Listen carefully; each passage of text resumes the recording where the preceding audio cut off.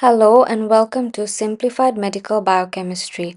This video is a part of the series that gives you various tips and tricks to ace biochemistry MCQs. There are different types of MCQs, but the most common ones applicable for your exams are the multiple true-false and single best answer MCQs. In case of multiple true-false type MCQ, you will need to know both the true and false responses, and in case of single best answer, like the name suggests, you'll have to select the best option or the most applicable one. In case of single best answer, you'll have to select one out of the available options, so look out for the correct, best, or appropriate option. Pay attention to the keywords of the question.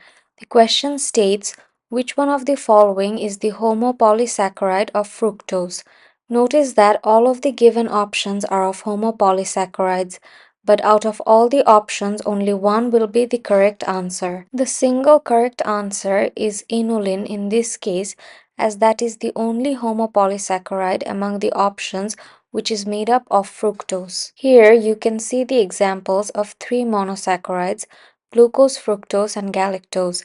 Even though the other options were also of homopolysaccharides, those were made up of glucose, only inulin was made up of fructose. Let's discuss some properties of polysaccharides.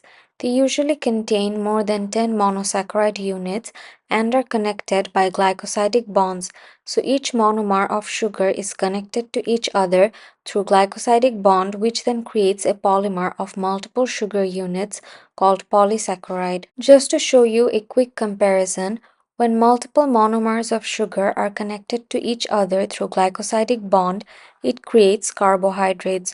On the other hand, when multiple amino acids are connected to each other through peptide bonds, it creates proteins. Homopolysaccharides and heteropolysaccharides are both types of polysaccharides, which are long chains of monosaccharides or sugar units. The main difference between them is the type of monosaccharide units they contain. You can already guess from the names that homopolysaccharides are made up of only one type of monosaccharide unit, whereas heteropolysaccharides are made up of two or more different types of monosaccharide units. Now, try to create a comparison chart after studying about the differences between starch and glycogen. Try to think about the structure, function, location, and other properties. From the question, you can already understand that there will be multiple correct answers. Applying the knowledge we just learned, we can easily choose the correct ones, which would be cellulose, glycogen, and starch. Here is a sample short answer question that could potentially be asked from the little information that we have discussed. I am ending this video with two practice questions as a self-learning task.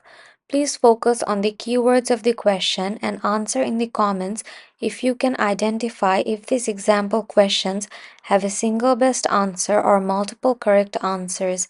In the comment section, type self-assessment MCQ 1 or 2 and then write your answer. And finally, here are the references used for creating the content. You can check them out as additional learning materials. Thank you for listening, and if you found this video helpful, please leave a like, subscribe, and share.